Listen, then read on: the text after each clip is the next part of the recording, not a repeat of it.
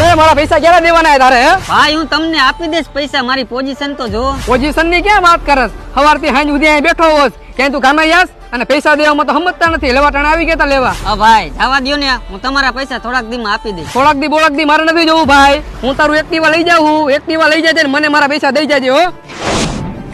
હા ભાઈ એક્ટિવા રહેવા દો ને, હજી એને હપ્તાય બાકી છે. કેટલા પૈસા તારા દેવાના હે?